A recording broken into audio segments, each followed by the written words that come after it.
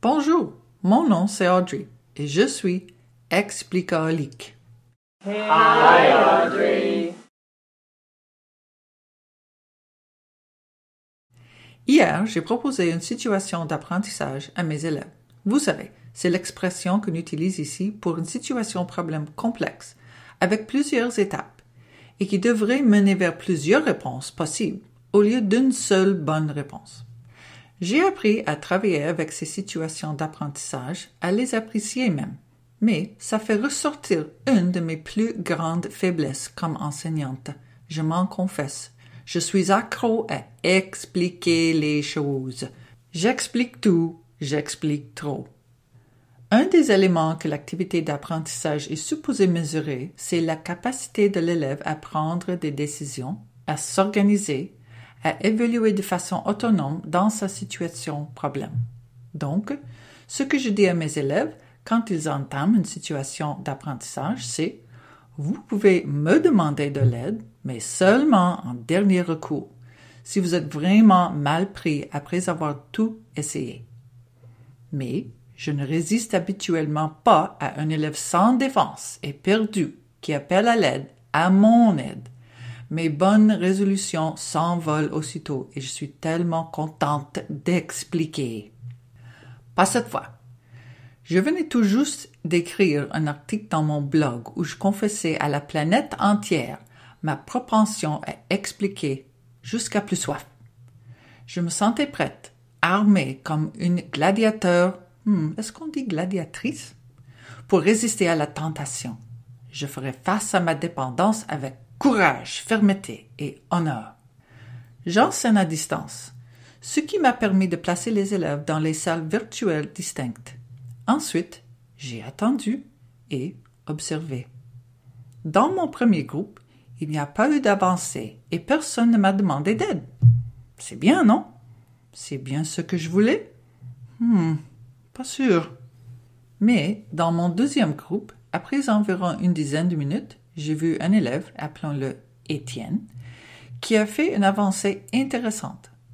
Bon, il ne semblait pas savoir qu'il avait compris, ni trop certain de savoir quoi faire ensuite, mais il était sur la bonne voie. J'ai donc laissé Étienne et son groupe continuer à travailler sur la solution. À un moment donné, ils m'ont demandé si je pouvais leur donner un petit coup de pouce.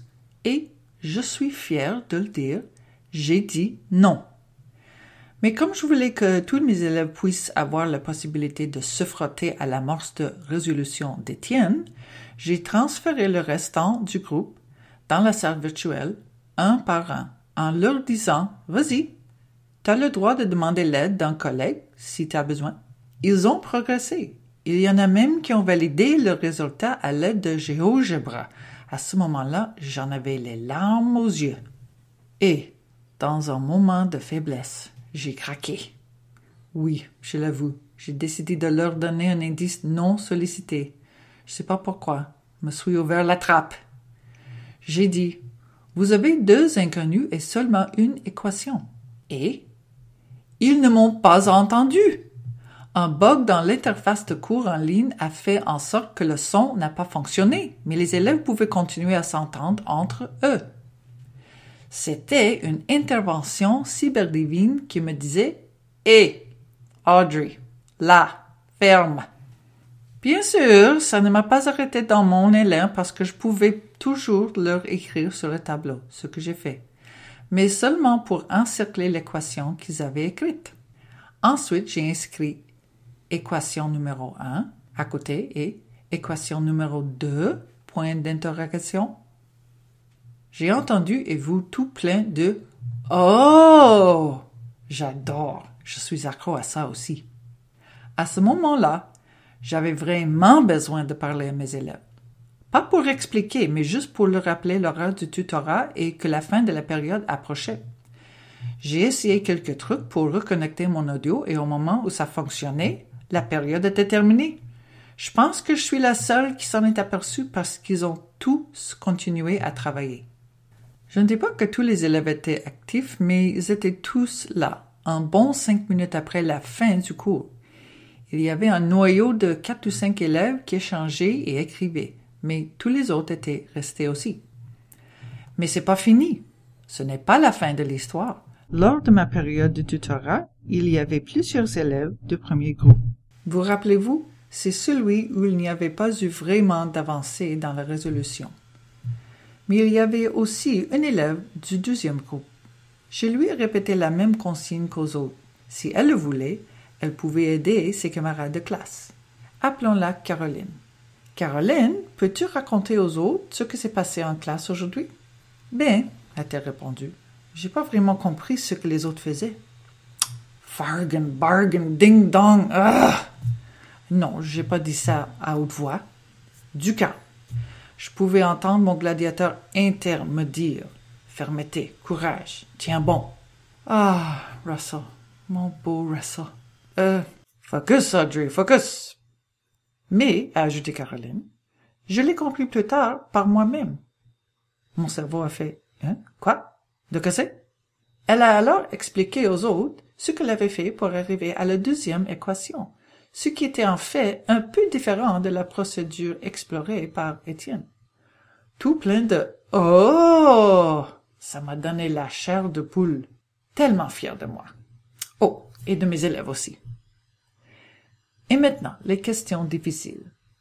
Est-ce que le fait de ne pas donner mon aide, de leur permettre de s'entraider, fait seulement détourner ma dépendance et encourager la leur? En fait, est-ce qu'ils ont simplement trouvé un autre fournisseur? Ou est-ce que le fait de l'entendre d'un père, quelqu'un qui est dans le même bateau, a un effet différent et positif? Est-ce que c'est ça le socioconstructivisme? Est-ce que ce sont tous les élèves qui ont compris quelque chose ou seulement ceux qui ont échangé et écrit une équation? Est-ce que ça veut dire qu'à chaque fois que je vais donner une situation problème, certains élèves vont juste attendre qu'un autre trouve la solution et leur dise? Que la solution vienne du prof ou d'un autre élève, ça leur change rien, du moment qu'ils ne perdent rien, pas vrai? Comment les élèves qui ont été les leaders de la solution se sentent-ils? Floués, comme si tous les autres élèves profitaient de leur travail? Ou peut-être qu'ils en sont les premiers bénéficiaires, car on le sait, quand on explique quelque chose, on finit toujours par mieux le comprendre. Comment faire pour faire ressortir les stratégies gagnantes qu'Étienne et Caroline ont mobilisées pour comprendre? Est-ce transférable aux autres élèves? Et c'est quoi au juste? Une habileté en maths, de la confiance, une bonne organisation? Alors, qu'en pensez-vous? Est-ce que c'est aidant d'aider moins? Quand vous enseignez, donnez-vous le temps et l'espace aux élèves d'apprendre par eux-mêmes? Est-ce que ma dépendance à donner des explications aide ou entrave l'apprentissage? Parfois, certaines notions ont besoin d'être expliquées, mais peut-être que je devrais beurrer moins épais. Vous savez comment ça se passe avec les dépendances. Un jour à la fois.